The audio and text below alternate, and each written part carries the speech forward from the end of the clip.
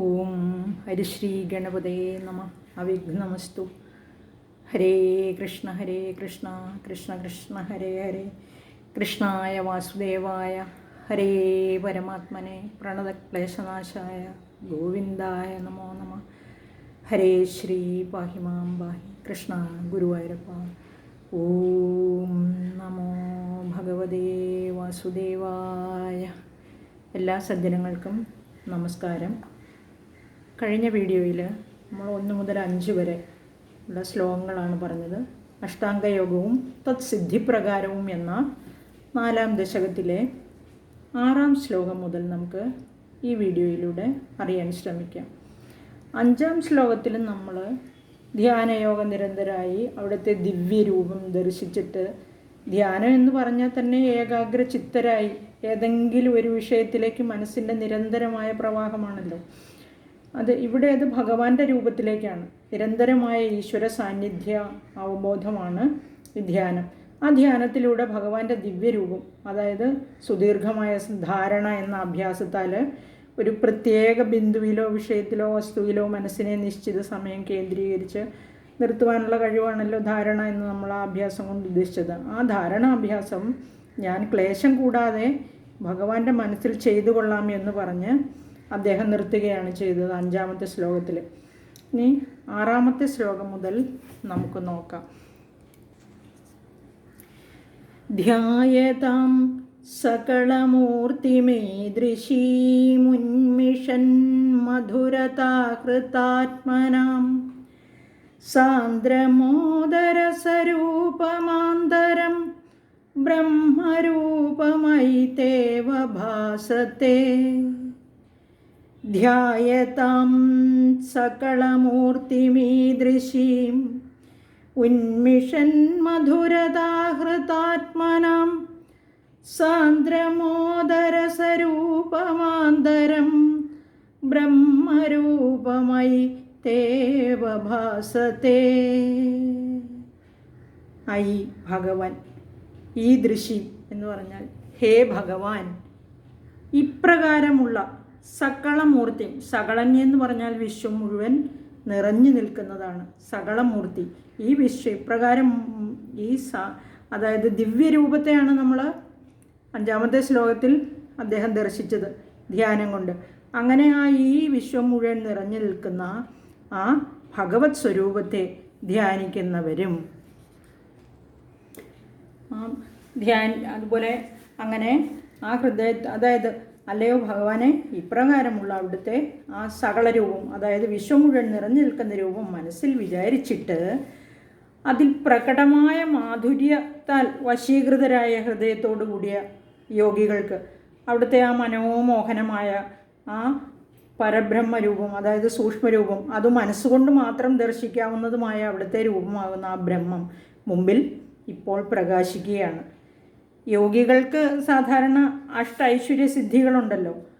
അണിമ മഹിമ ചൈവ ഗരിമ ലഹിമ തഥാ ഈശിത്വം ച വശിദ്ധം ച പ്രാപ്തി പ്രാകാശ്യമേവ ച, ഇങ്ങനെ ഐശ്വര്യ സിദ്ധികളുണ്ട്. അതുപോലെ അവിടുത്തെ ആ സൂക്ഷ്മ ശരീരത്തെ ദർശിച്ചിട്ട് ഇവിടെ വ്യക്തമായ മാധുര്യത്താൽ വശീകൃത ഹൃദയരായ യോഗികൾ വളരെയധികം പരമാനന്ദത്തെ പ്രാപിച്ച് ആ ആനന്ദ ഘനസ്വരൂപവും മനസ്സുകൊണ്ട് മാത്രം ദർശിക്കാവുന്നതുമായ അവിടുത്തെ രൂപമാകുന്ന ബ്രഹ്മം ഇങ്ങനെ അവർക്ക് അവരുടെ മനസ്സിൽ ഇപ്പോൾ പ്രകാശിക്കുന്നു എന്നാണ് പറഞ്ഞത്. ഇവിടെ യോഗികൾക്ക് അഷ്ടൈശ്വര്യ സിദ്ധികൾ ഉള്ളതുകൊണ്ടാണ് അങ്ങനെ പറഞ്ഞിരിക്കുന്നത്. ഈ അഷ്ടൈശ്വര്യ സിദ്ധികൾ എന്ന് പറഞ്ഞാൽ അണിമ എന്ന് പറഞ്ഞാൽ യഥേഷ്ടം ചെറുതാകാൻ പറ്റും, എത്ര വലുപ്പത്തിൽ വേണമെങ്കിലും. മഹിമ എന്ന് പറഞ്ഞാൽ അതിൻ്റെ നേരെ ഓപ്പോസിറ്റാണ്. യഥേഷ്ടം എത്രമാത്രം വലുതാകാൻ പറ്റണോ അതുപോലെ വലുതാകാൻ പറ്റും. അതുപോലെ ലഘിമ എന്ന് പറഞ്ഞാൽ സ്വന്തം ഭാരം എത്രമാത്രം വേണമെങ്കിലും കുറയ്ക്കാൻ പറ്റും. അതുപോലെ ഗരിമ എന്ന് പറഞ്ഞാൽ ഈ ലഘിമയുടെ ഓപ്പോസിറ്റാണ്, ഭാരം കൂട്ടാൻ പറ്റും. ഹനുമാനൊക്കെ വളർന്ന് വലുതാകുന്ന കണ്ടിട്ടില്ലേ നമ്മൾ സിനിമകളിലൊക്കെ. അതുപോലെ ആ ഫാൻറ്റസി പോലെ തന്നെ നമുക്ക് വലിപ്പം കൂട്ടാൻ പറ്റും, ഭാരം. ഈശിത്വം എന്ന് പറഞ്ഞാൽ തൻ്റെ കൽപ്പനയ്ക്കനുസരിച്ച് പോയി എവിടെ വേണമെങ്കിലും സഞ്ചരിക്കുക, ഇങ്ങനെ തടസ്സമില്ലാതെ. അതാണ് വശിത്വം എന്ന് പറഞ്ഞാൽ ആരെ വേണമെങ്കിലും നമുക്ക് ആകർഷിച്ച് വശത്താക്കാൻ കഴിയും. ഇതൊക്കെ നമ്മൾ ഈ ഫാൻറ്റസി സിനിമയിൽ മാത്രമേ കണ്ടിട്ടുള്ളൂ അല്ലേ. പ്രാപ്തി എന്ന് പറഞ്ഞാൽ സാധാരണക്കാർക്ക് അപ്രാപ്യമായതെല്ലാം, എല്ലാ കാര്യങ്ങളും സാധാരണക്കാരെ കൊണ്ട് പറ്റില്ല, സാധാരണക്കാർക്ക് പറ്റാത്ത എല്ലാ കാര്യങ്ങളും ചെയ്യാൻ പറ്റും. അതാണ് പ്രാപ്തി എന്ന് ഇതുകൊണ്ട് ഉദ്ദേശിച്ചിരിക്കുന്നത്. അതുപോലെ പ്രാകാശ്യം, ഇത് എപ്പോഴും എവിടെ വേണമെങ്കിലും പ്രകാശിക്കാം, പ്രകാശമായിട്ട് സഞ്ചരിച്ച് എവിടെ വേണമെങ്കിലും എത്തിച്ചേരാൻ പറ്റും. അതാണ് അങ്ങനെ ഈ അഷ്ടൈശ്വര്യ സിദ്ധികളുള്ള യോഗികളുടെ കാര്യമാണ് ഇവിടെ പറഞ്ഞിരിക്കുന്നത്. ആ യോഗികൾക്ക് ഈ ദിവ്യരൂപം, അതായത് ഭഗവാന്റെ ഈ ദിവ്യ മനോഹര രൂപം ആ ബ്രഹ്മമായിട്ട് ഇങ്ങനെ യോഗികൾക്ക് മുമ്പിൽ വിളങ്ങുകയാണ്. അപ്പോൾ ഈ ബ്രഹ്മം മനസ്സിൽ വിളങ്ങുമ്പോൾ അതിൽ നിന്ന് ഭിന്നമായിട്ടുള്ള ഒരു നിർഗുണ രൂപം, ബ്രഹ്മം എന്ന് പറഞ്ഞാൽ നമ്മൾ പറഞ്ഞിരുന്നു സഗുണരൂപമുണ്ട്, നിർഗുണ രൂപമുണ്ട് എന്ന് പറഞ്ഞിരുന്നു. ഈ ബ്രഹ്മം സഗുണരൂപത്തിൽ എങ്ങനെയാണെന്ന് വെച്ചാൽ ഗുണത്തോടു കൂടിയതാണ്, സുഗമമാണ്, അത് നമ്മളുടെ ഇന്ദ്രിയങ്ങൾക്ക് ഗോചരമാണ്. അതുപോലെ നിർഗുണമാണെങ്കിൽ അത് അവ്യക്തമായിരിക്കും, അതിനെപ്പറ്റിയുള്ള അറിവെന്ന് പറഞ്ഞാൽ കേവലമായിട്ടുള്ള അറിവായിരിക്കും അത്. അങ്ങനെ ഈ സഗുണോപാസനയിൽ സാകാര രൂപത്തെ നമ്മൾ ഉപാസിക്കുമ്പോൾ അതിൻ്റെ ആദ്യത്തെ പടി തന്നെ പ്രണവ മന്ത്രമായിരിക്കും അത്. അങ്ങനെയുള്ള പരബ്രഹ്മസ്വരൂപത്തെ ഇങ്ങനെ നമ്മൾ മനസ്സിൽ ധ്യാനിച്ച് അങ്ങനെ വിളങ്ങി നിൽക്കുമ്പോൾ അതിൽ നിന്ന് ഭിന്നമായിട്ടുള്ളൊരു നിർഗുണ രൂപവും കൂടെ ഉണ്ട്. അതേസമയം അങ്ങനെ ആരാധിക്കപ്പെടുന്നുണ്ടെന്നുള്ള വസ്തുത നിലനിൽക്കുമ്പോൾ പക്ഷെ ഇവ രണ്ടും ഒന്ന് തന്നെയാണ്, അവിടുന്ന് തന്നെയാണ് എന്ന് സമർത്ഥിച്ചിരിക്കുകയാണ്. ഏതുപോലെ? കുണ്ടലവും സ്വർണവും പോലെ. ഇപ്പം നമ്മൾ ധരിക്കുന്ന കുണ്ടലവും സ്വർണം എന്ന് പറഞ്ഞാൽ സ്വർണത്തിലാണ് കുണ്ടലം നിർമ്മിച്ചിരിക്കുന്നത്, അല്ലേ? ആ കുണ്ടലം നിർമ്മിച്ചിരിക്കുന്ന സ്വർണം, അത് രണ്ടും ഒന്ന് തന്നെയാണ്, രണ്ടിൻ്റെയും തിളക്കവും ഗുണവും എല്ലാം ഒന്ന് തന്നെയാണ്. അതുപോലെയാണ് ഈ സഗുണരൂപവും നിർഗുണരൂപവും എന്ന് പറഞ്ഞിരിക്കുന്നു. അവിടുത്തെ അസ്ഫുടരൂപം വിസ്ഫുടരൂപം എന്നാണ് ടെക്സ്റ്റിൽ എഴുതിയിരിക്കുന്നത്. അപ്പോൾ അത് കാണാവുന്നതും കാണാൻ പറ്റാത്തതും എന്നുള്ളതാണ് ഉദ്ദേശിച്ചിരിക്കുന്നത്. ഇനി നമുക്ക് 7ാമത്തെ ശ്ലോകം നോക്കാം. 7ാമത്തെ ശ്ലോകം, അതിനു മുമ്പ് 6ാമത്തെ ശ്ലോകം ഒന്നുകൂടെ ഞാൻ വായിക്കാം. ധ്യായതാം സകളമൂർത്തിമീദൃശീമുന്മിഷൻ മധുരതാഹൃതാത്മനാം സാന്ദ്രമോദരസരൂപമാന്തരം ബ്രഹ്മരൂപമയി തേവ ഭാസത്തെ. ഇനി 7ാമത്തെ ശ്ലോകം വായിക്കാം. തൽസമാസ്വദനരൂപിണിം സ്ഥിതിം ത്വൽസമാധിമയി വിശ്വനായക ആശ്രിതാ പുനരതഃ പരിച്യുതാ വാരഭേമഹി ച ധാരണാദികം തത്സമാസ്വദനരൂപിണീം സ്ഥിതിം ത്വത്സമാധിമയി വിശ്വനായക ആശ്രിതാ പുനരതഃ പരിച്യുതാ വാരഭേമഹി ച ധാരണാദികം. ഐ വിശ്വനായക എന്ന് വിളിച്ചിരിക്കുകയാണ്. വിശ്വനായകൻ എന്ന് പറഞ്ഞാൽ ജഗദീശ്വരൻ, ജഗത് പ്രഭു. തൽ സമാസ്വദന രൂപിണിയും, അതായത് തത് സമാസ്വദന രൂപത്തിലാണ്, ആസ്വദിക്കാൻ പറ്റിയ രൂപത്തിലാണ്. അവിടെ നമ്മൾ കഴിഞ്ഞ ശ്ലോകത്തിൽ വായിച്ചതുപോലെ ശുദ്ധ ആ ബ്രഹ്മമായിട്ട് വിളങ്ങുന്ന, പരബ്രഹ്മമായിട്ട് വിളങ്ങുന്ന അവിടുത്തെ ആ ദിവ്യ വിഗ്രഹം അത് ആസ്വദിക്കാൻ പറ്റുന്ന രൂപത്തിലാണ്. അത് സ്ഥിതിം ത്വത്സമാധിം, അത് ആസ്വദിക്കാൻ പറ്റുന്ന ബ്രഹ്മാനുഭവ രൂപമായ ആ അവസ്ഥാവിശേഷമാകുന്നു. സമാധി അവസ്ഥയിലാണിപ്പോൾ. അവിടുത്തെ സമാധിയെ, അവിടുത്തെ നിർവികൽപ്പ സമാധിയെ പ്രാപിച്ചവരായിട്ട് ആശ്രിതാഹ, ആശ്രിതാഹ എന്നുദ്ദേശിക്കുന്ന സമാധിയെ ആശ്രയിച്ചവരായിട്ടെന്നാണ്. അതഹ പരിച്യുതവും, ഈ നിർവികൽപ്പ സമാധിയിൽ നിന്ന് ഭ്രംശം സംഭവിക്കുമ്പോൾ പുനഃ ച ധാരണാദികം, വീണ്ടും ധാരണാദികളെ ആരഭേമഹി എന്ന് പറഞ്ഞാൽ ആരംഭിച്ചു കൊള്ളാം എന്ന് പറഞ്ഞിരിക്കുകയാണ്. ഇവിടെ ആ സമാധി, നിർവികൽപ്പ സമാധിയെ പ്രാപിച്ചിരിക്കുന്ന രൂപം, ആ ബ്രഹ്മസ്വരൂപം, ഈ സമാധി എന്ന് പറഞ്ഞിരിക്കുന്നത് നമുക്കറിയാം, ഈ അഷ്ടാംഗ യോഗത്തിലെ ഏറ്റവും അവസാനത്തെ സ്റ്റെപ്പാണ് സമാധി എന്ന് പറഞ്ഞിരിക്കുന്നത്. പിന്നെ സമാധിക്ക് ഒരു ഡെഫിനിഷൻ കൊടുക്കുക എന്ന് പറഞ്ഞാൽ ധ്യാനത്തിലെത്തിയ യോഗി ഈശ്വരനുമായിട്ട് സായുജ്യത്തിൽ ലയിച്ചിരിക്കുന്ന അവസ്ഥയാണ് സമാധിയെ കൊണ്ട് ഉദ്ദേശിക്കുന്നത്. അതുപോലെ തന്നെ ഇപ്പോൾ നമ്മൾ പറയുകയാണെങ്കിൽ സമ്യക്കായി മനസ്സിൻ്റെ ആധാരം ഉണ്ടായിരിക്കുന്ന അവസ്ഥയാണ് സമാധി എന്ന് പറയുന്നത്. സമ്യക്കായി എന്ന് പറഞ്ഞാൽ ശരിയായ വിധത്തിൽ മനസ്സിൻ്റെ ആധാനം ഉണ്ടായിരിക്കുന്ന ഈശ്വരനുമായിട്ട് ലയിച്ചു ചേരുന്ന അവസ്ഥയാണ് സമാധി. ഇപ്പോൾ അഷ്ടാംഗ യോഗത്തിൻ്റെ അവസാനത്തെ അംഗമാണ്, അതായത് അവസാനത്തെ പടിയാണ് സമാധി എന്ന് പറയുന്നത്. അത് ഈശ്വരനുമായിട്ട് വിലയം പ്രാപിക്കുക എന്നുള്ള അവസ്ഥ. അതായത് യമം, നിയമം, ആസനം, പ്രത്യാഹാരം, ധ്യാനം, ധാരണ, സമാധി. ഇപ്പോൾ ധ്യാനം, ധാരണയും നമ്മൾ ഈ കഴിഞ്ഞ ശ്ലോകങ്ങളിലായിട്ട് പറഞ്ഞു. ആ സമാധി, ഇവയാണ് അഷ്ടാംഗ യോഗങ്ങൾ. ഇനി സമാധി അഷ്ടാംഗത്തിൻ്റെ അങ്ങേയറ്റത്തെ പരമപദമാണെന്ന് നമ്മൾ പറഞ്ഞു. ഇപ്പം ഈ ഇതിൽ പ്രധാനമെന്ന് പറഞ്ഞാൽ ചിത്തവൃത്തി നിരോധമാണ്. ചിത്തവൃത്തി നിരോധം എന്ന് പറഞ്ഞാൽ മനസ്സിനെ നിയന്ത്രിക്കാനുള്ള കഴിവ്. നമ്മൾ സമാധിയിലേക്കുള്ള ധ്യാനം, ധാരണ, ധ്യാനം ഇതെല്ലാം കഴിഞ്ഞിട്ടാണ് നമ്മൾ എന്ത് ചെയ്യുക, ഈ സമാധി എന്ന് പറയുന്ന അവസ്ഥയിലേക്ക് എത്തുക. ആ സമാധി എന്ന അവസ്ഥയിലേക്ക് എത്തുന്നതിനും ആ ധ്യാനത്തിൻ്റെ അവസ്ഥയിലൊക്കെ നമുക്ക് ഈ അതായത് മനസ്സിന് ഭ്രംശം സംഭവിക്കാം. സമാധിക്ക് ഭ്രംശം സംഭവിക്കുക എന്ന് പറഞ്ഞാൽ ഇളക്കം തട്ടാം നമ്മുടെ മാനസികൻ്റെ അവസ്ഥയ്ക്ക്. ഇപ്പോൾ അതിന് നമ്മൾ കാരണം പറയുകയാണെങ്കിൽ പ്രത്യക്ഷ പ്രമാണമായിട്ട്, അതായത് പ്രമാണം, അതുപോലെ വിപര്യം, വികല്പം, നിദ്ര, സ്മൃതി, ഈ 5 കാരണം കൊണ്ട്, 5 അതിൽ കൂടുതലുണ്ട്, എന്നാലും മെയിനായിട്ട് 5 കാരണങ്ങൾ കൊണ്ട് മനസ്സിന് ഈ സമാധിക്ക് ഭ്രംശം വരാമെന്നാണ് പറയുന്നത്. ഇതിൽ പ്രത്യക്ഷ പ്രമാണമായിട്ട്, പ്രമാണം തന്നെ 3 തരത്തിൽ പറയുന്നുണ്ട്. അതായത് പ്രത്യക്ഷ പ്രമാണം, അനുമാനം, ആഗമം. ഇപ്പോൾ പ്രത്യക്ഷ പ്രമാണം എന്ന് പറഞ്ഞാൽ നമ്മളൊരു വസ്തുവിനെ കണ്ടിട്ട് അതിനെക്കുറിച്ച് നമുക്ക് ഭയമോ സംശയമോ ഒന്നുമില്ല. കണ്ടാൽ നമുക്കതിനെ അറിയാം, അതിനെക്കുറിച്ച് പ്രത്യക്ഷമായിട്ടൊരു അടിസ്ഥാനമുണ്ട്, നമുക്കത് മനസ്സിലാവും ഇല്ലേ, കണ്ട് മനസ്സിലാക്കുന്നതാണ് അപ്പോൾ പ്രത്യക്ഷ പ്രമാണം എന്ന് പറയുന്നത്. അതിനെ പറ്റിയുള്ള ഓർമ്മ വന്നാൽ നമുക്ക് എന്ത് പറ്റും, നമ്മുടെ സമാധിക്ക് ഭ്രംശം വരും. അതുപോലെ രണ്ടാമത് ഈ പ്രമാണത്തിൽ പറഞ്ഞിരിക്കുന്ന അനുമാനമാണ്. അനുമാനം എന്ന് പറഞ്ഞാൽ നമ്മൾ 2 വസ്തുക്കളെ കണ്ട്, അല്ലെങ്കിൽ ഒന്നിനെ കുറിച്ച് കണ്ടിട്ട് അതുപോലെ ഇരിക്കുന്നു മറ്റതുമെന്ന് നമ്മൾ അനുമാനിക്കുന്നതിനാണ് അനുമാനം എന്ന് പറയുന്നത്. അനുമാനം. അതുപോലെ മൂന്നാമത്തെ ഈ പ്രമാണത്തിൻ്റെ മൂന്നാമത്തെ ഭേദമായിട്ട് വരുന്നത് ആഗമമാണ്.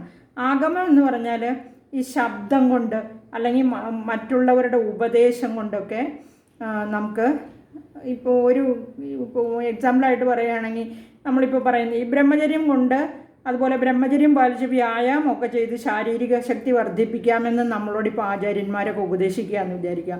അങ്ങനെ ആപ്തന്മാരുടെ ഉപദേശം കേൾക്കുന്നതാണ് ആഗമ പ്രമാണം എന്ന് പറയുന്നത്. ഇനി ആഗമം പോലെ തന്നെയാണ് അനുമാനം എന്ന് പറഞ്ഞാൽ നമ്മളൊരു വസ്തുവിനെ കണ്ടിട്ട് വേറൊന്നിനെ നമ്മൾ അനുമാനിച്ച് വയ്ക്കുക, ഊഹിച്ച് വയ്ക്കുക, അതാണ് അനുമാന പ്രമാണം. അതായത് ഇപ്പം ഒരിടത്ത് പുക പൊങ്ങുന്നുണ്ടെങ്കിൽ നമ്മൾ എന്ത് പറയും, പുകയുണ്ടെങ്കിൽ നമ്മൾ പറയത്തില്ലേ അവിടെ തീ കാണുമെന്ന് പറയത്തില്ലേ, അവിടെ തീ കാണുമെന്ന് അനുമാനിക്കുന്ന, അതാണ് ഈ അനുമാനം കൊണ്ട് ഉദ്ദേശിക്കുന്നത്. ഇനി അടുത്തത് വിപര്യം എന്ന് പറഞ്ഞാൽ മിഥ്യാജ്ഞാനമാണ്. അത് ഒരു വസ്തുവിനെ മറ്റൊന്നായിട്ട് മനസ്സിലാക്കുന്ന പ്രവൃത്തിയാണ് ഈ വിപര്യം എന്ന് പറയുന്നത്. ഇപ്പോൾ നമ്മൾ അതിന് ഉദാഹരണം പറയുകയാണെങ്കിൽ, നമ്മളിപ്പം രാത്രി പുറത്തേക്ക് ഇറങ്ങാവും, വല്ല ഓലയോ അല്ലെങ്കിൽ കയറോ ഒക്കെ കിടക്കുന്ന കാണുകയാണ്, എല്ലാവരും വിചാരിക്കും പാമ്പാണെന്ന്. നമുക്കൊക്കെ പറ്റുന്നതല്ലേ അത്, പാമ്പാണെന്ന് സംശയിക്കുക. അതിനെയാണ് ഈ വിപര്യം എന്ന് പറയുക. ഇപ്പോൾ ഈശ്വരന് ആകാരമുണ്ടോ, നമ്മൾ വിചാരിക്കുന്ന രൂപത്തിലല്ലേ കാണുന്നത്, അല്ലെങ്കിൽ ഫോട്ടോയിൽ കാണുന്നത്, കരണ്ടിൽ കാണുന്നത്, ഇങ്ങനെയൊക്കെ നമ്മൾ വിചാരിക്കും. അതിനെ ഇങ്ങനെ വിപര്യമായിട്ട് തന്നെ പറയാം. അതായത് നിരാകാരനായിട്ടുള്ള ഈശ്വരന് സാകാരനാണെന്ന് നമ്മൾ മനസ്സിൽ വിചാരിക്കുന്നത്, അതും വിപര്യമാണ് ഒരു പ്രകാരത്തിൽ.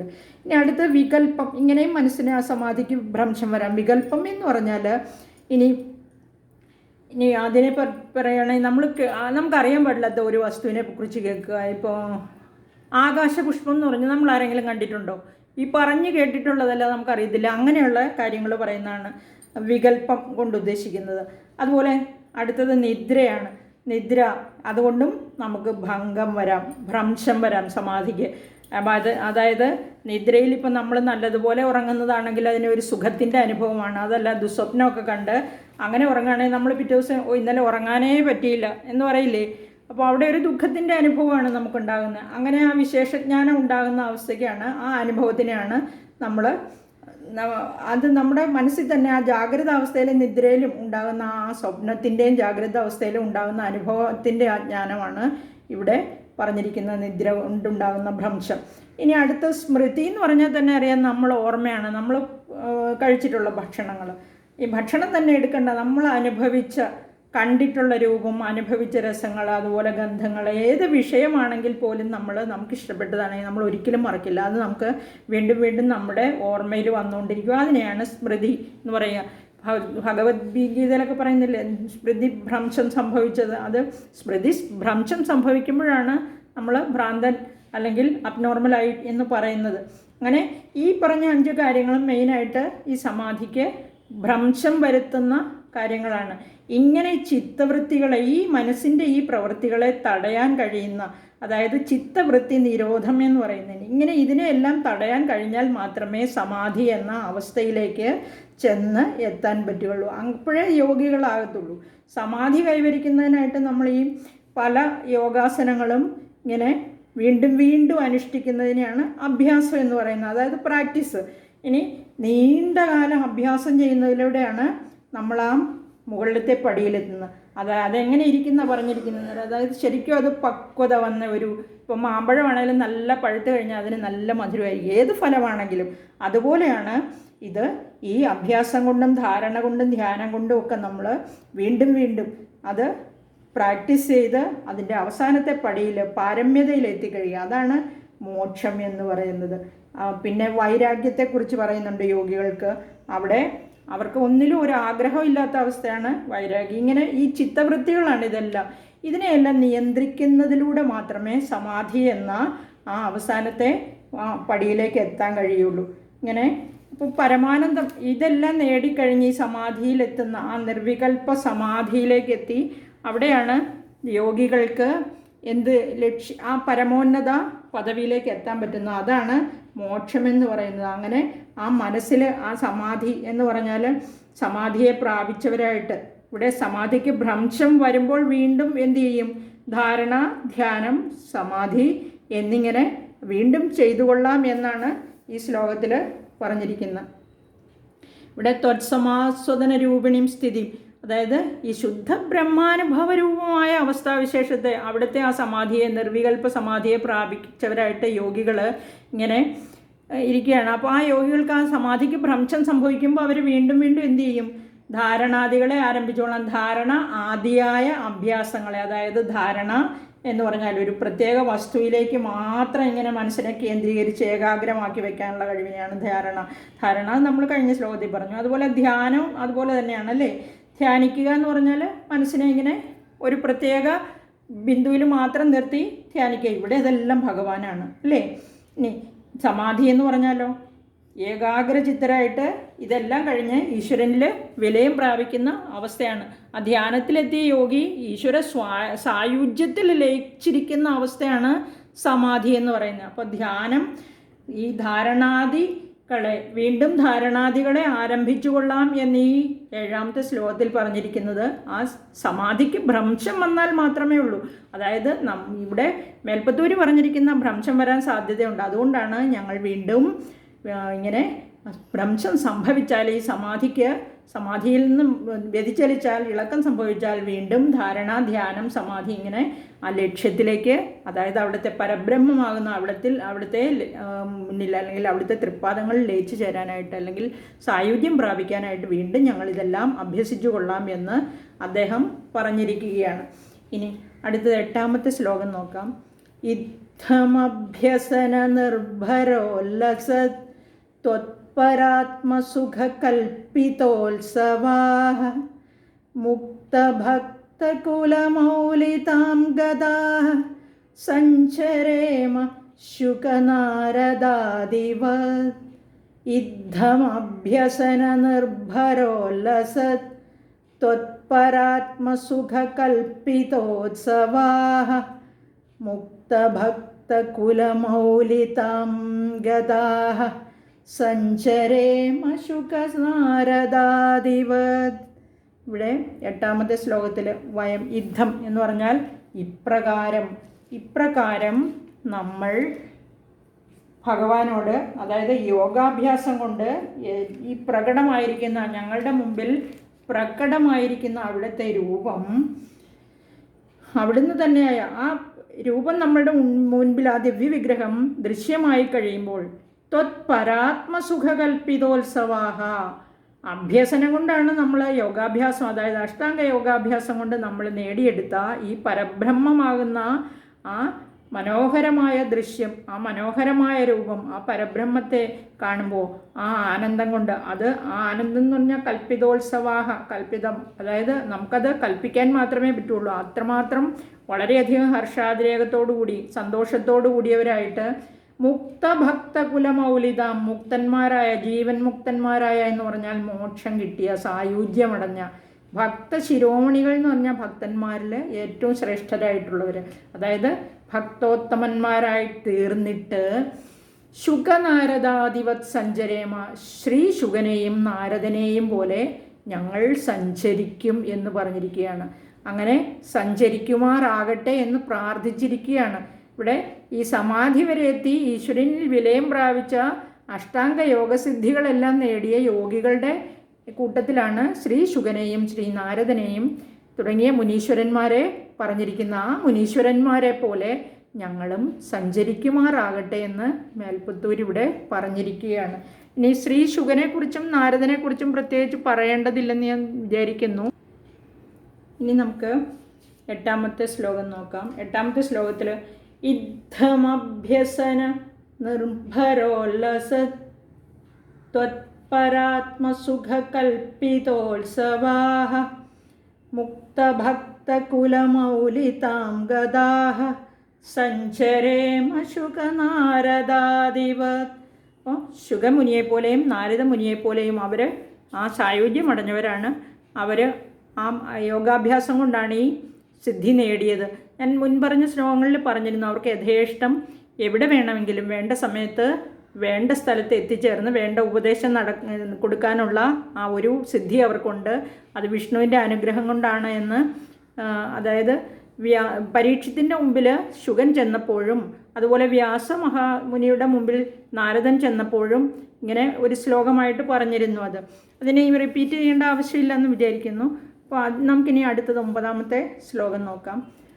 ത്വത്സമാധി വിജയേതുയ പുനർ മംക്ഷുമോക്ഷരസികക്രമേണ വാ യോഗവശ്യമനിലം ഷടാശ്രയൈരുന്നയത്യജ സുഷുമ്നയാശനൈഃ. ഇവിടെ ത്വത്സമാധി വിജയേ തു യഹ പുനർ മംക്ഷു മോക്ഷരസിക ക്രമേണ വാ യോഗവശ്യമനിലം ഷടാശ്രയൈർ ഉന്നയത്യജ സുഷുമ്നയാ ശനൈഹി. ഇവിടെ ഈ ശ്ലോകം മുതൽ ഈ നാരദമുനിയെപ്പോലെയും അതുപോലെ ശ്രീ ശുഗനെപ്പോലെയും ഈ സമാധി പദം വരെ എത്തി അഷ്ടാംഗ യോഗ വൃത്തി കൊണ്ട് യഥേഷ്ടം സഞ്ചരിക്കുന്ന അല്ലെങ്കിൽ സമാധി വിജയം നേടിയ മുനീശ്വരന്മാരുടെ വിശേഷത്തെയാണ്, അവരുടെ യഥേഷ്ടം സഞ്ചരിക്കാൻ പറ്റുന്ന അവരുടെ ആ പ്രവർത്തികളെയാണ് ഇനിയുള്ള ശ്ലോകങ്ങളിൽ പറയാൻ പോകുന്നത്. ഇനി വേറെ ഒരു കാര്യം ഇവിടെ പറയേണ്ടത് എന്താണെന്ന് വെച്ചാൽ, ഈ ദശകം എന്ന് പറയാൻ പറ്റുമോ എന്നറിയത്തില്ല. കാരണം ദശം 10 10 ശ്ലോകങ്ങൾ വീതമുള്ളത് കൊണ്ടാണ് ഇതിനെ ദശകം എന്ന് തന്നെ പറയുന്നത്. പക്ഷേ ഈ 4ാമത്തെ ദശകം എന്നറിയപ്പെടുന്ന ഈ ചാപ്റ്ററിൽ 15 ശ്ലോകങ്ങളുണ്ട്. പിന്നെ ഇതിലെല്ലാം 4 വരി വെച്ചേ പറഞ്ഞിട്ടുള്ളൂ. അതിനു മുമ്പുണ്ടായിരുന്ന ദശകങ്ങളിലെല്ലാം ഓരോന്നിലും 8 വരി വെച്ചുണ്ടായിരുന്നു അല്ലേ. അപ്പോൾ ചെറുതാണെങ്കിലും ഇതുപോലത്തെ 8 വരി വെച്ചുണ്ടായിരുന്നു. ഇതിലെല്ലാം 4 വരി വെച്ചേ ഉള്ളൂ. പക്ഷേ ഇതിൽ 15 ശ്ലോകങ്ങളാണ്. ഇനി 9 മുതൽ 15 വരെയുള്ള ശ്ലോകങ്ങളിൽ ഇതുപോലെയുള്ള ശ്രീ ശുഗനെയും നാരദനെയും പോലെയുള്ള മുനീശ്വരന്മാരുടെ ഗതിവിശേഷത്തെയാണ് പറഞ്ഞിരിക്കുന്നത്. ഇവിടെ വിളിച്ചിരിക്കുകയാണ്, ഹേ അജ എന്നാണ് വിളിച്ചിരിക്കുന്നത്. ഉന്നയത്യജ എന്ന് പറഞ്ഞാൽ ഉയർന്ന പദവിയിലിരിക്കുന്ന, ഉയർച്ചയിലുള്ള. ആ അജ എന്ന് വിളിച്ചാൽ, അജൻ എന്ന വാക്കിൻ്റെ അർത്ഥം സെൽഫ് ബോൺ എന്നാണ്. അതായത് യോനിയിൽ നിന്ന് ജനിക്കാതെ നിത്യനായിരിക്കുന്ന. സെൽഫ് ബോൺ എന്ന് പറയുമ്പോൾ അറിയാമല്ലോ, തന്നെ സ്വയം ജനിക്കാത്തതെന്നാണ് ശരിക്കും. ആരാണോ ജനിക്കാത്തത്, അത് ബ്രഹ്മ എന്ന ആ പരബ്രഹ്മം എന്നുള്ള പദത്തിനെയാണ് ഉദ്ദേശിച്ചിരിക്കുന്നത്. അല്ലയോ നിത്യസ്വരൂപനായ ബ്രഹ്മമേ. യഹ തു, യാതൊരുവനാണോ സമാധി വിജയെ, അങ്ങയിലുള്ള ആ സമാധിയെ, നിർവികൽപ്പ സമാധിയെ നേടിക്കഴിയുമ്പോൾ, അതായത് ഈശ്വരനിൽ സായുജ്യം പ്രാപിക്കുന്ന അവസ്ഥയാണ് സമാധി എന്ന് പറഞ്ഞത്. ആ സമാധി നേടിക്കഴിയുമ്പോൾ മംക്ഷു ക്രമേണ വാ, ഉടനെ. മംക്ഷു ഉടനെ എന്നാണ്. ക്രമേണ എന്ന് പറഞ്ഞാൽ കാലക്രമത്തിൽ, പതുക്കെ, കാലാന്തരത്തിൽ. മോക്ഷരസിക, മോക്ഷം നേടാൻ തൽപരനായിത്തീരുന്നത് ആരാണോ അവൻ സഹ അവൻ യോഗവശ്യം അനിലം. യോഗവശ്യം എന്ന് പറഞ്ഞാൽ യോഗം കൊണ്ട്, ഇവിടെ ഈ അഷ്ടാംഗ യോഗം കൊണ്ട്, അഷ്ടാംഗ യോഗത്തിലെ ഒരു യോഗമാണ് പറയുന്നത്. യോഗവശ്യം അനിലം, ഇവിടെ പ്രാണായാമമാണ് പറയുന്നത്. അവൻ പ്രാണായാമ ആദികളാൽ കീഴടക്കിയ അനിലം, അനിലൻ കാറ്റാണ്. ഇവിടെ അനിലൻ എന്ന് ഉദ്ദേശിച്ചിരിക്കുന്നത് പ്രാണവായുവിനെയാണ്, ശ്വാസവായുവിനെയാണ്. ഷഡാശ്രയൈഹി 6 സ്ഥാനങ്ങളിലൂടെ, സുഷുമ്നയാ ശനൈഹി, ശനൈഹി എന്ന് പറഞ്ഞാൽ വളരെ പതുക്കെ. സുഷുമ്ന നമുക്കറിയാം, സുഷുമ്ന നാഡി നമ്മളുടെ നട്ടെല്ലുകൾക്കുള്ളിൽ വളരെ സൂക്ഷ്മമായ ഒരു നാഡി പോകുന്നുണ്ട്. നമ്മളെ, അതായത് നമ്മുടെ ഇൻവോളണ്ടറി ആക്ഷൻസും വോളണ്ടറി ആക്ഷൻസും ഒക്കെ നിയന്ത്രിക്കുന്ന ഒരു ഘടകമാണ്. അതിങ്ങനെ താഴേന്ന് മുതലിങ്ങനെ വളരെ പ്രധാനപ്പെട്ട ഒരു നാഡിയാണ്. അതിന് വല്ലതും പറ്റിയാൽ നമ്മൾ ആക്സിഡൻറ്റിലൊക്കെ എന്തെങ്കിലും സംഭവിച്ചാൽ നമുക്ക് അനങ്ങാൻ പറ്റാത്ത അവസ്ഥ വരും. അപ്പോൾ അത്രയ്ക്ക് പ്രധാനപ്പെട്ടതായതുകൊണ്ടാണ് അതിനെ ഇങ്ങനെ അസ്ഥികൾക്കുള്ളിൽ ഇങ്ങനെ വളരെ സൂക്ഷിച്ചു വെച്ചിരിക്കുന്നത്. ഇവിടെ പറഞ്ഞിരിക്കുന്ന 6 സ്ഥാനങ്ങളിലൂടെ പ്രാണവായുവിനെ കടത്തി വിട്ട് അവസാനം അത് ഈ സുഷുമ്നാ നാഡിയിൽ കൂടെ മുകളിലേക്ക് സഞ്ചരിച്ച്, അത് നമ്മൾ പ്രാണായാമത്തിൽ നമ്മൾ ചെയ്യുന്ന ക്രിയയാണ്, നമ്മൾ തന്നെത്താനെ. ഇവിടെ 6 സ്ഥാനങ്ങൾ പറഞ്ഞിട്ടുണ്ട്. മൂലാധാരം എന്ന് പറഞ്ഞാൽ മൂലമായിട്ടുള്ള ആധാരം. നമ്മൾ ഈ സാധാരണ പ്രാണായാമമൊക്കെ ചെയ്യുന്ന ഇരുന്നു കൊണ്ടായിരിക്കും, ഏതെങ്കിലും ഒരു സുഖകരമായ സൗകര്യമായ ആസനത്തിൽ ഇരുന്നു കൊണ്ടായിരിക്കും. അപ്പോൾ അതുകൊണ്ട് ഇരുന്ന ആധാരം എന്ന് ഉദ്ദേശിക്കുന്ന ഇവിടെ മൂലാധാരം എന്ന് പറഞ്ഞാൽ പൃഷ്ഠമായിരിക്കും. നിന്നുകൊണ്ട് അധികം ആരും അങ്ങനെ ഈ പ്രാണായാമം ചെയ്യാറില്ല. നാഭി പൊക്കിൾ ആണ്. ഹൃദയം, പിന്നെ ഉരസ് എന്ന് പറഞ്ഞാൽ നെഞ്ച്, വക്ഷസ്. താലുമൂലം എന്ന് പറഞ്ഞാൽ നമ്മുടെ ഈ താടി ആണ് ഉദ്ദേശിക്കുന്നത്. ഭ്രൂമധ്യം എന്ന് പറഞ്ഞാൽ നമ്മുടെ പുരികങ്ങളുടെ മധ്യഭാഗത്തെ ആ തിരുനെറ്റിക്കാണ് ഭ്രൂമധ്യം എന്ന് ഉദ്ദേശിച്ചിരിക്കുന്നത്. ഇവയാണ് 6 സ്ഥാനങ്ങളിലൂടെ എന്ന് പറഞ്ഞിരിക്കുന്നത്. ഇനി പ്രാണായാമം എന്ന് പറഞ്ഞിട്ടുണ്ടെങ്കിൽ നമുക്കറിയാം, ഈ അഷ്ടാംഗ സിദ്ധി നേടിയ യോഗികൾ ഈ പ്രാണായാമത്തിലൊക്കെ അവർ എല്ലാം പ്രാക്ടീസ് ചെയ്തവർക്ക് ഈ ശ്വാസത്തിനെയൊക്കെ നിയന്ത്രിച്ച് ഇങ്ങനെ വെച്ചിരിക്കും അല്ലേ.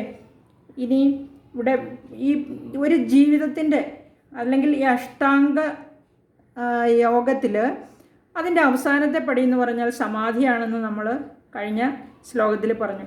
ഇനി മോക്ഷം നേടാൻ തൽപരരായിരിക്കുന്നവരാണ് യോഗികളും അതുപോലെ ഈ ക്രിയകളെല്ലാം ചെയ്യുന്നവരും. ഇവിടെ ഹേ അജ എന്ന് വിളിച്ചിരിക്കുന്ന ഹേ പരബ്രഹ്മമേ, ബ്രഹ്മം എന്നുള്ള അർത്ഥത്തിലാണ്. അവിടുത്തെ പരബ്രഹ്മസ്വരൂപനായ ഹേ ഭഗവാനെ എന്നാണ് വിളിക്കുന്നത്.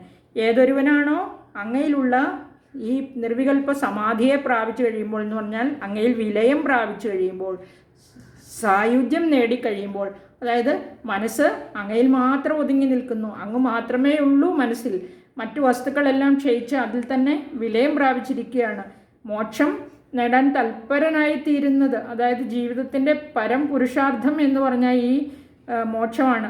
അതിന് 3 വിധത്തിലുള്ള ദുഃഖങ്ങളിൽ നിന്നുള്ള മോചനമാണ് ഇവിടെ മോക്ഷമെന്ന് ഉദ്ദേശിച്ചിരിക്കുന്നത്. അതായത് ആദി ഭൗതികം, ആദി ദൈവികം, അതുപോലെ ആദി ഒരെണ്ണം കൂടെ ഉണ്ട്, അത് ഞാൻ മറന്നുപോയി കേട്ടോ. 3 ദുഃഖങ്ങൾ, ത്രിവിധ ദുഃഖങ്ങൾ. അത് ഇന്നലെ ഞാൻ പറഞ്ഞതായിരുന്നു, പക്ഷേ മറന്നുപോയി, ഞാൻ ഒന്ന് ഓർത്ത് നോക്കട്ടെ. അപ്പോൾ ഈ 3 ത്രിവിധമായ ദുഃഖങ്ങളും ഉണ്ടാവുകയില്ല. ആ ദുഃഖത്തിൽ നിന്നുള്ള മോചനമാണ് എന്ന് പറഞ്ഞിരിക്കുന്നു. ഇവിടെ ആ ജീവിതത്തിൻ്റെ 3 ദുഃഖങ്ങളിൽ നിന്നും ആത്യന്തികമായ മോചനമാണ് ഈ മോക്ഷം കൊണ്ട് ഉദ്ദേശിക്കുന്നത്. അത് അവൻ പ്രാണായാമത്തിലൂടെ സ്വന്തം അധീനത്തിൽ, അതായത് സ്വാധീനത്തിലാക്കിയ ആ പ്രാണവായുവിനെ 6 സ്ഥാനങ്ങളിലൂടെ മെല്ലെ മെല്ലെ സുഷുമ്ന നാഡി വഴി മേലോട്ട് ഉയർത്തുന്നു. 6 സ്ഥാനങ്ങൾ എന്ന് പറഞ്ഞാൽ മൂലാധാരം, നാഭി, ഹൃദയം, ഉരസ്, താലമൂലം, ഭ്രൂമധ്യം എന്നിവയാണ് 6 സ്ഥാനങ്ങൾ. ഇത്രയുമാണ് പറഞ്ഞിരിക്കുന്നത്. നമുക്ക് ഇത് 9ാമത്തെ ശ്ലോകം വരെയാണ് ഇപ്പോൾ പറഞ്ഞിരിക്കുന്നത്. അത് ഞാൻ ഒന്നോടെ വായിക്കാം. 9ാമത്തെ ശ്ലോകം. ത്വത്സമാധി വിജയേതു യഃ പുനഃ മങ്ക്ഷുമോക്ഷരസികക്രമേണ വാ യോഗവശ്യമനിലം ഷഡാശ്രയൈരുന്നയത്യജ സുഷുമ്നയാ ശനൈഃ. ഇനി നമുക്ക് 10ാമത്തെ ശ്ലോകം മുതൽ 15ാമത്തെ ശ്ലോകം വരെ അടുത്ത വീഡിയോയിലൂടെ പറയാം. നന്ദി, നമസ്കാരം. എല്ലാവർക്കും ഭഗവാന്റെ അനുഗ്രഹം ഉണ്ടാവട്ടെ. ഭഗവാൻ അനുസ്യൂതം അവിടുത്തെ കൃപാകടാക്ഷം എല്ലാവരിലും ചൊരിയട്ടെ എന്ന് പ്രാർത്ഥിച്ചുകൊണ്ട് വീണ്ടും ഒരിക്കൽ കൂടി നമസ്കാരം. ഹരേ കൃഷ്ണ കൃഷ്ണ കൃഷ്ണ ഹരേ ഹരേ ഹരേ രാമ രാമ രാമ ഹരേ ഹരേ സർവത്ര ഗോവിന്ദനാമ സങ്കീർത്തനം ഗോവിന്ദ ഗോവിന്ദ.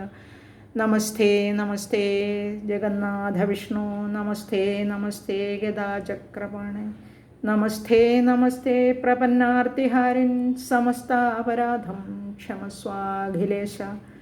സർവത്ര ഗോവിന്ദനാമ സങ്കീർത്തനം ഗോവിന്ദ ഗോവിന്ദ.